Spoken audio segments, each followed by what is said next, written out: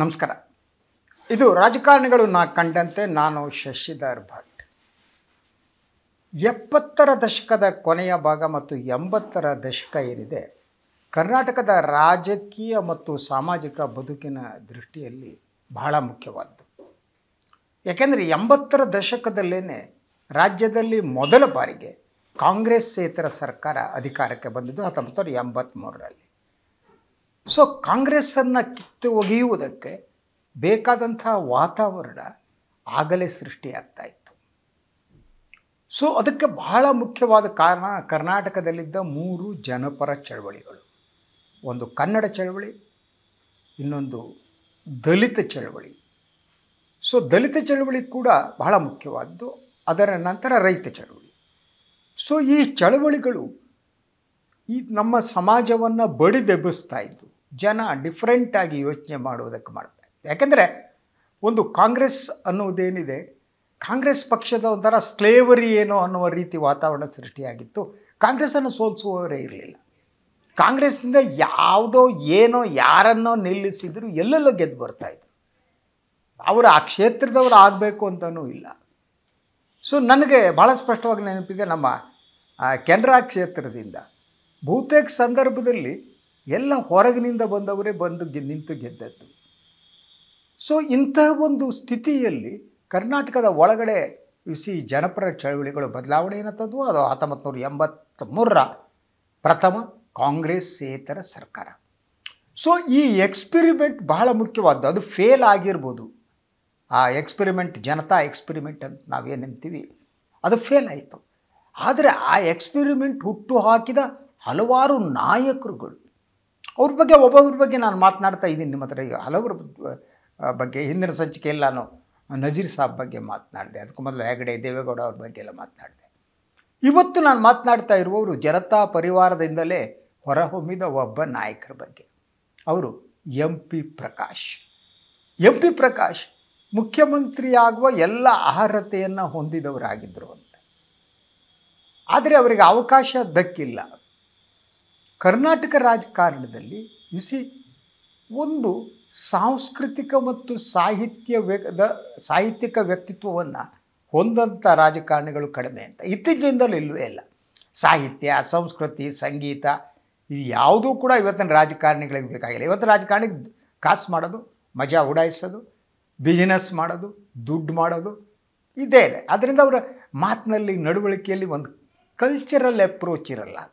ಒಂದು ಸಾಂಸ್ಕೃತಿಕವಾದ ಅರಿವು ಅವ್ರಿಗಿರೋದೇ ಇಲ್ಲ.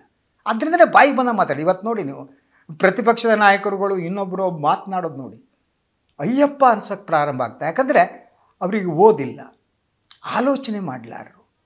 ಓದು ಇಲ್ಲದಿದ್ದಾಗ ನಿಮಗೆ ಮಾತನಾಡೋಕ್ಕೆ ಬರಲ್ಲ. ಅದರಿಂದ ಓದು ಬಹಳ ಮುಖ್ಯವಾದ್ದು. ಯಾವುದೂ ಇಲ್ಲ. ಆದರೆ ಆವಾಗ ಹಾಗಾಗಿರಲ್ಲ 80ರ ದಶಕದಲ್ಲಿ. ಒಬ್ಬ MP ಪ್ರಕಾಶ್ ಅವರು ಒಂದು ಸಾಹಿತಿಯೂ ಆಗಿದ್ದರು. ನಾಟಕದಲ್ಲಿ ಅವರು ಅಭಿನಯಿಸಿದ್ದಾರೆ. ರಾಜಕೀಯ ಮಾತ್ರ ಅಲ್ಲ, ಅವರಿಗೆ ಭಾಳ ಇಷ್ಟ, ಸಾಹಿತ್ಯ ಭಾಳ ಇಷ್ಟ. ಸೊ MP ಪ್ರಕಾಶ್ ನನಗೆ ಕೊಟ್ಟ ಕೆಲವು ಪುಸ್ತಕಗಳು ನನ್ನ ಬಳಿ ಈಗಲೂ ಇದೆ. ಒಂದು ಅದ್ಭುತವಾದ ಒಂದು ಪುಸ್ತಕವನ್ನು ಅವರು ನನಗೆ ರೆಫರ್ ಮಾಡಿದ್ರು. ಅದು ಪೆಂಗ್ವಿನ್ ಹೊರಗೆ ತಂದ ಪುಸ್ತಕ. ಸೊ ಆ ಪುಸ್ತಕದ ಹೆಸರು ಏನು ಅಂದರೆ ಚೇಸಿಂಗ್ ದ ಮಾನ್ಸೂನ್ ಅಂತ. ಅದು ಪ್ರಕಾಶ್ ಅವ್ರಿಗೆ ಭಾಳ ಇಷ್ಟ ಆಗಿತ್ತು. ನನಗೆ ಹೇಳಿದ್ರು ನೀವು ಪುಸ್ತಕ ಓದಬೇಕು ಅಂತ. ನಾನು ಹೇಳಿದೆ, ಪೆಂಗ್ವಿನ್ದು ಸಾರ್ ಖರೀದಿ ಮಾಡೋಕ್ಕೆ ನಾವೆಲ್ಲ ಬಡ ಪತ್ರಕರ್ತರು ಎಲ್ಲಿರುತ್ತೆ, ನಾನೇ ಕೊಡ್ತೀನಿ ಅಂತ. ಅದು ತೆಗೆದುಬಿಟ್ಟು MP ಪ್ರಕಾಶ್ ಪ್ರೀತಿಯಿಂದ ಆ ಪುಸ್ತಕವನ್ನು ನನಗೆ ಕೊಟ್ಟರು. ಆ ಪುಸ್ತಕ ಕ್ಲಾಸಿಕ್ ಆದದ್ದು. ಅಂದರೆ ಒಬ್ಬ ವಿದೇಶಿ ಬರಹಗಾರ ಇಂಡಿಯಾದಲ್ಲಿ ಈ ಮಳೆಯನ್ನು, ಮಾನ್ಸೂನನ್ನು ಫಾಲೋ ಮಾಡ್ಕೊಬರ್ತಾನೆ. ಕೇರಳದಲ್ಲಿ ಯಾವ ಮಾನ್ಸೂನ್ ಎಂಟ್ರಿ ಆಗ್ತದೆ ಹಾಗೆಯೇ ಆ ಮಾನ್ಸೂನ್ ಅಂದರೆ ಕೇವಲ ಮಳೆ ಆಗಿರಲ್ಲ, ಅದು ಬದುಕು ಹೇಗೆ ಬದಲಾಗುತ್ತೆ ಅನ್ನೋದ್ರೆ ಭಾಳ ಅದ್ಭುತವಾದ ಪುಸ್ತಕ. ಸೊ ಪ್ರಕಾಶ್ ಹೀಗಾಗಿದ್ದರು. ಅವರು ಇನ್ನೊಂದು ನ್ಯೂ ದೆಹಲಿ ಅಂತ ಒಂದು ಕಾದಂಬರಿಯನ್ನು ಕನ್ನಡಕ್ಕೆ ಅನುವಾದಿಸಿದ್ರು. ಸೊ ಅನುವಾದ ರೆಡಿ ಆದಾಗ ನನ್ನನ್ನು ಕರೆದುಬಿಟ್ಟು ಹೇಗಿದೆ ನೋಡಿ ಅಂತ ಅಂದರು. ನಾನು ಹಲವು ಚಾಪ್ಟರ್ಗಳನ್ನು ನೋಡಿದೆ, ಇದು ಮಾಡಿದೆ. ಸೊ ಆದರೆ ರಾಜಕಾರಣದಲ್ಲಿ ಪ್ರಕಾಶ್ ಈ ಹೆಗಡೆ ಮತ್ತು ದೇವೇಗೌಡರ ಗಲಾಟೆಯಲ್ಲಿ ಮಧ್ಯೆ ಸಿಕ್ಕಾಕೊಂಡು ಬಿಟ್ಟಿದ್ರು. ಹಾಗೆ ನೋಡಿದರೆ ಅವರು ದಾಡ್ಸಿತನ ಇರಲಿಲ್ಲ. ಈ ಆಳ್ವ ಅವ್ರ ಬಗ್ಗೆ ನಾನು ಮಾತನಾಡಿದೆ. ಆಳ್ವ ಅವ್ರಿಗಿದ್ದ ದಾಡ್ಸಿತನ ಇರಲಿಲ್ಲ. ಸೊ ಅದರಿಂದ ಭಾಳ ಸಂದರ್ಭದಲ್ಲಿ ಅವರು ಆ ಕಡೆನೋ ಈ ಕಡೆನೋ ಗೊತ್ತಾಗದಿದ್ದಾಗಿರ್ತಿದ್ರು. ಒಂಥರ ಈ ಹೆಗಡೆ ದೇವೇಗೌಡ ಗಲಾಟೆಯಲ್ಲಿ ಅದನ್ನ ಪ್ಯಾಚಪ್ ಮಾಡುವ ಕೆಲಸವನ್ನು ಪ್ರಕಾಶ್ ಮಾಡ್ತಾಯಿದ್ರು ಅಂತ. ಸೊ ಕೊನೆಗೆ ಸ್ವಲ್ಪ ಕಾಲದಲ್ಲಿ ದೇವೇಗೌಡರು ಪರವಾಗಿಯೂ ಇದ್ದರು, ಸ್ವಲ್ಪ ಕಾಲದಲ್ಲಿ ಹೆಗಡೆ ಪರವಾಗಿಯೂ ಇದ್ದರು, ನಡುವೆ ನಿಂತು ಅವರು ಮಾಡ್ತಾಯಿದ್ರು. ಸೊ ಪ್ರಕಾಶ್ ವ್ಯಕ್ತಿತ್ವ ಭಾಳ ವಿಭಿನ್ನವಾದದ್ದು. ಅವರು ಹಲವು ವಿಚಾರಗಳ ಬಗ್ಗೆ ತಮಗೆ ಬೇಕಾದವರು ಬೇರೆ ಬೇರೆ ಕ್ಷೇತ್ರದಿಂದ ಬಂದವ್ರ ಜೊತೆ ಚರ್ಚೆ ಮಾಡ್ತಿದ್ದರು, ತಿಳ್ಕೊತಾ ಇದ್ದರು. ಹಾಗೆ ಏನಾದರೂ ರಾಜಕಾರಣದ ಒಳಗಡೆ ಇದ್ದರೆ ಅದನ್ನು ಹೇಳ್ತಿದ್ರು. ಆ ಕಾಲಘಟ್ಟದಲ್ಲಿ ಹಾಗೆ ಇತ್ತು. ರಾಜಕಾರಣಿಗಳು ಹೇಗಿದ್ದರು ಅಂದರೆ ರಾಜಕೀಯ ಬೆಳವಣಿಗೆಗಳನ್ನು ಮಾಧ್ಯಮದವ್ರ ಜೊತೆ ಚರ್ಚೆ ಮಾಡ್ತಿದ್ರು. ಯಾಕಂದರೆ ಒಂದು ನಂಬಿಕೆ ಇತ್ತು ಅವರಿಗೆ. ಸೊ ಹೀಗಿದ್ರೆ ಹೇಗೆ ಸರ್, ಹೀಗಿದ್ದರೆ ಅವರವರ ನಮ್ಮಂಥ ಪತ್ರಕರ್ತರು ನಮಗೇನು ಪ್ರಾಮಾಣಿಕವಾಗಿ ಅನಿಸ್ತೋ ಅದನ್ನ ಹೇಳ್ತಾ ಇದ್ವಿ. ಅದರಲ್ಲಿ ಉತ್ತಮವಾದ ಅಂಶಗಳನ್ನು ಅವರು ಅಳವಡಿಸ್ಕೊತಾ ಇದ್ದರು ಅಂತ. ಆ ಕಾರಣಕ್ಕೆ ಆಗಾಗ ಪತ್ರಕರ್ತರನ್ನ ಕರೆದು ಅವ್ರ ಜೊತೆ ಮಾತನಾಡೋದಂತ ಇತ್ತು. ಆದರೆ ಇವತ್ತಿನ ಸ್ಥಿತಿ ಹಾಗಿಲ್ಲ. ಯಾಕಂದರೆ ರಾಜಕಾರಣಿಗಳು ಇವತ್ತು ಮಾಧ್ಯಮದವ್ರು ನಂಬಲ್ಲ ಅಂತ. ಯಾವ ಟೈಮಿಗೆ ಏನು ಹೇಳ್ತಾರೋ ಆಫ್ ದ ರಿಕಾರ್ಡ್ ಅಂದರೆ ಆನ್ ದ ರಿಕಾರ್ಡ್ ಮಾಡಿಬಿಟ್ಟು ಬಿಟ್ವೀನ್ ದ ಲೈನ್ಸ್ ಏನೇನೋ ಹೇಳೋಕ್ಕೊಬಿಟ್ಟು ಬರೆದ್ಬಿಟ್ಟು ರಾಜಕಾರಣಿಗಳು ಮಾಧ್ಯಮದವ್ರನ್ನ ನಂಬುವುದು ಹೊರಟೋಗ್ಬಿಟ್ಟಿದೆ. ಅದ್ರ ಬದಲಾಗಿ ಏನು ಮಾಡ್ತಾರೆ ಅಂತಂದರೆ ಈ ವಿಧಾನಸೌಧೆಲ್ಲ ರೌಂಡ್ ಹಾಕ್ತಾರೆ. ಅಲ್ಲಿ ಭಾಳ ಜನ ರೌಂಡ್ ಹಾಕ್ಬೇಕಾದ್ರೆ ಅವ್ರ ಪಿ ಹತ್ರ ಒಂದಿಷ್ಟು ದುಡ್ಡು ಕೊಡ್ತಾರೆ, ಅವರೆಲ್ಲ ಬಂದು ಒಂದಿಷ್ಟು ಕೊಟ್ಟು ಕಳಿಸಯ್ಯ ಅಂತ. ಆ ಲೆವೆಲಿಗೆ ಪತ್ರಿಕೋದ್ಯಮ ಹಾಳಾಗ್ಬಿಟ್ಟಿದೆ.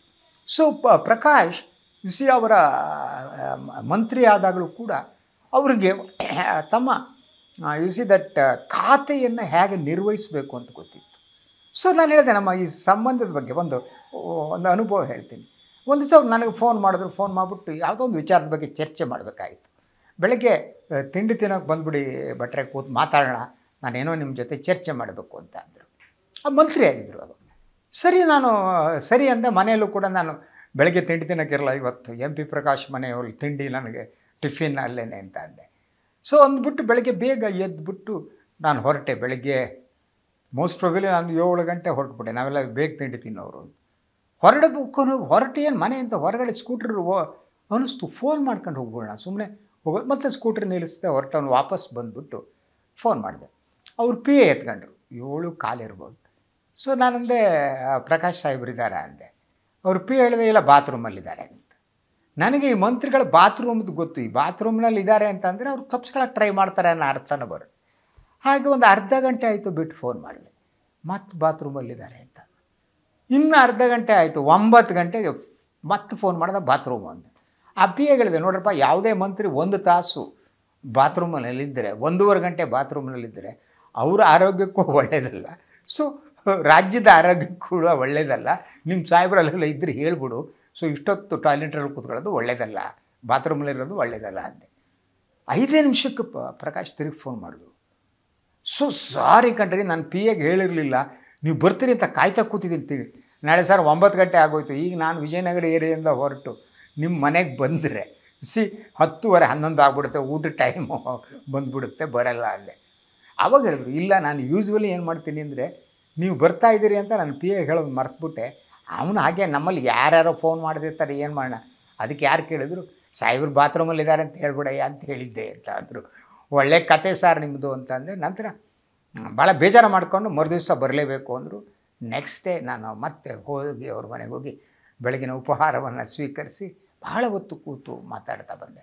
ಆವಾಗ ಅವ್ರು ಹೇಳ್ತಾಯಿದ್ರು, ಈ ಜನತಾ ಎಕ್ಸ್ಪಿರಿಮೆಂಟ್ ಇದೆಯಲ್ಲ, ಇದೊಂದು ಸಕ್ಸಸ್ಫುಲ್ ಮಾದರಿ ಅನ್ನೋದು ಅವ್ರ ನಂಬಿಕೆಯಾಗಿತ್ತು. ಅದ್ರ ಜೊತೆಗೆ ಹೊಸ ಹೊಸ ಆಲೋಚನೆಗಳನ್ನು, ಯಾಕೆಂದರೆ ಕಾಂಗ್ರೆಸ್ ಆ ಸಂದರ್ಭದಲ್ಲಿ ಜಿಡ್ಡು ಹಿಡಿದು ಹೋಗ್ಬಿಟ್ಟಿತ್ತು. ರೈತ ಚಳವಳಿಯ ಶಕ್ತಿ ಏನು ಅನ್ನೋದು ಗೊತ್ತಿರಲಿಲ್ಲ, ದಲಿತ ಚಳವಳಿ ಶಕ್ತಿ ಅನ್ನೋದು ಗೊತ್ತಿರಲಿಲ್ಲ, ಕನ್ನಡ ಚಳವಳಿ ಶಕ್ತಿ ಅನ್ನೋದು ಗೊತ್ತಿರಲಿಲ್ಲ. ಆ ಸ್ಥಿತಿಯಲ್ಲಿ ಕಾಂಗ್ರೆಸ್ ಇತ್ತು. ಸೊ ಕೇವಲ ಬಾಲಂಗೋಚಿಗಳು, ಬಟ್ಟಂಗಿಗಳು, ಯಾರು ಇಂದಿರಾ ಗಾಂಧಿ, ರಾಜೀವ್ ಗಾಂಧಿ ಅವ್ರ ಸುತ್ತಮುತ್ತ ಅವ್ರಿಗೆ ಮಾತ್ರ ಅಧಿಕಾರ ಅನ್ನೋ ಸ್ಥಿತಿ ಇತ್ತು. ಆದ್ದರಿಂದ ಇಂತಹ ಬಟ್ಟಂಗಿಗಳ ಪಡೆ ಆಡಳಿತ ನಡೆಸ್ತಾ ಇತ್ತು. ಎಲ್ಲೋ ನವಲಗುಂದದಲ್ಲಿ ರೈತರ ಮೇಲೆ ಗೋಳಿಬಾರ್ ನಡೆದಂಥ ಸಂದರ್ಭದಲ್ಲಿ ಆಗಿನ ಮುಖ್ಯಮಂತ್ರಿ ಗುಂಡೂರಾಯರು ಬಾದಾಮಿ ಹೌಸ್ನಲ್ಲಿ ಕೂತ್ಕೊಂಡು ಮಂಜು ಭಾರ್ಗವಿ ಡ್ಯಾನ್ಸ್ ನೋಡುತ್ತಿದ್ದರು. ಕ್ಯಾರೆ ಮಾಡಿಲ್ಲ ಅವರು. ಸೊ ಇಂಥದ್ರ ನಡುವೆ ಜನ ಅವ್ರನ್ನ ಕಿತ್ತೊಗೆದು ಜನತಾ ಪರಿವಾರನ ತಂದಿದ್ದು. ದಟ್ ವಾಸ್ ಭಾಳ ಅದ್ಭುತವಾದ ಎಕ್ಸ್ಪಿರಿಮೆಂಟ್ ಅದು ಅಂತ. ಅಂದರೆ ಇನ್ನೇನೂ ಆಗಿಲ್ಲ ಅಂತಲ್ಲ, ಅರಸು ಕಾಲದಿಂದ ಹಿಡಿದು ಕಾಂಗ್ರೆಸ್ನಲ್ಲಿ ಬದಲಾವಣೆಯ ಗಾಳಿ ಬೀಸಿತ್ತು, ಇಲ್ಲ ಅಂತಲ್ಲ. ಆದರೆ ಸಾಮಾಜಿಕವಾಗಿ ಒಂದು ಡಿಫ್ರೆಂಟ್ ಆದ ಒಂದು ರಾಜಕಾರಣ ಇದೆಯಲ್ಲ, ಅದು ಪ್ರಾರಂಭ ಆದದ್ದು 80ರ ದಶಕದಲ್ಲಿ ಅಂತ. ಆವಾಗಲೇ ಜಿಲ್ಲಾ ಪಂಚಾಯತ್, ತಾಲೂಕು ಪಂಚಾಯತ್ ಕಾನೂನು ಬಂದಿದ್ದು. ಅದನ್ನೂ ಹೇಳಿದೆ, ಹೇಗೆ ನಜೀರ್ ಸಾಬ್ ಅದು ತಂದರು ಅಂತ ಹೇಳ್ಬಿಟ್ಟು. ಹೊಸ ಆಲೋಚನೆಗಳು, ಹೊಸ ಕನಸುಗಳು. ಹಾಗೆಯೇ ಯು ಸಿ ದಟ್ ಶಿಕ್ಷಣಕ್ಕೆ ಸಂಬಂಧಪಟ್ಟ ಹಾಗೆ ಬೇರೆ ಬೇರೆ ಕ್ಷೇತ್ರಗಳಿಗೆ ಸಂಬಂಧಪಟ್ಟ ಹಾಗೆ ಹೊಸ ಹೊಸ ಎಕ್ಸ್ಪೆರಿಮೆಂಟ್ಗಳು ನಡೆಯೋಕ್ಕೆ ಪ್ರಾರಂಭ ಆದವು. ಸೊ ಅದ್ರ ಬಗ್ಗೆ ಚರ್ಚೆ ಕೂಡ ಮಾಧ್ಯಮದಲ್ಲಿ ನಡೀತಿತ್ತು. ಈಗ ಇಲ್ಲವೇ ಇಲ್ಲ. ಈಗ ನೀವು ಕೋಮುವಾದ, ಬೆಂಕಿ ಹಚ್ಚೋದು ಬಿಟ್ಟು ಮಾಧ್ಯಮ ಬೇರೆ ಚರ್ಚೆ. ಸಾವು, ಬೆಳಗ್ಗೆ ಎದ್ಬಿಟ್ಟು ನೀವು ಯಾವುದೋ ಒಂದು ಟಿ ವಿ ಹಾಕಿದರೆ ಬೆಳಗಿಂದ ಅತ್ಯಾಚಾರ, ಸಾವಿನ ಬಿಟ್ಟು ಬೇರೆ ಸುದ್ದಿನೇ ಇರಲ್ಲ. ಅಂದರೆ ಗಂಭೀರವಾದ ಚರ್ಚೆ ಹೊರಟೋಗ್ಬಿಟ್ಟಿದೆ. ರಾಜಕಾರಣವೂ ಹಾಗೆ ಬದಲಾಗಿದೆ, ಇದು ಬದಲಾಗಿದೆ. ಆದರೆ ಹಾಗಾಗಿರಲಿಲ್ಲ. ಈ MP ಪ್ರಕಾಶ್ ಸಿ ಸಾಂಸ್ಕೃತಿಕ ಸಾಹಿತ್ಯಕ ವ್ಯಕ್ತಿತ್ವ ಉಳ್ಳಂಥ ರಾಜಕಾರಣಿ. ಹಲವಾರು ಸಾಹಿತಿಗಳು ಅವ್ರ ಈ ಸಿನಿಮಾದಲ್ಲಿ ನಡೆಸಿದ್ದಾರೆ. ಭಾಳ ಜನ ಗೊತ್ತಿದೆಯಲ್ಲೋ ಗೊತ್ತಿಲ್ಲ. ಪ್ರಕಾಶ್ ಅವರು ಸುರೇಶ್ ಹೆಬ್ಳಿಕರ್ ಅವರ ಸಿನಿಮಾದಲ್ಲಿ ನಡೆಸಿದ್ದಾರೆ. ಆ ಸಿನಿಮಾದ ಹೆಸರು ಮರೆತುಬಿಟ್ಟಿದ್ದೀವಿ. ಬರವಣಿಗೆ, ಎಸ್, ಸಾಹಿತ್ಯದ ಬಗ್ಗೆ ಚರ್ಚೆ ಮಾಡ್ತಿದ್ದರು. ಅಂದರೆ ರಾಜಕಾರಣಕ್ಕೆ ಒಂದು ಸಾಂಸ್ಕೃತಿಕ ಮತ್ತು ಸಾಹಿತ್ಯಿಕ ಮುಖ ಬೇಕು ಅನ್ನೋದೇನಿದೆ ಅದು ಪ್ರಕಾಶ್ ಅವರ ನಂಬಿಕೆಯಾಗಿತ್ತು. ಅದೇ ಅದ್ಭುತವಾದ ಕೊಡುಗೆ. ಆ ಕಾರಣ ಕನ್ನಡಕ್ಕೆ ಸಂಬಂಧಪಟ್ಟಾಗೆ ಒತ್ತಡ ಕೂಡ ಇತ್ತು. ಕನ್ನಡ ಚಳವಳಿ ನಡೆದಿತ್ತು. ಆ ಕೆಲಸಗಳನ್ನು ಕೂಡ ಆ ಜನತಾ ಪರಿವಾರದ ಸಂದರ್ಭದಲ್ಲೇ ಆದದ್ದು ಅಂತ.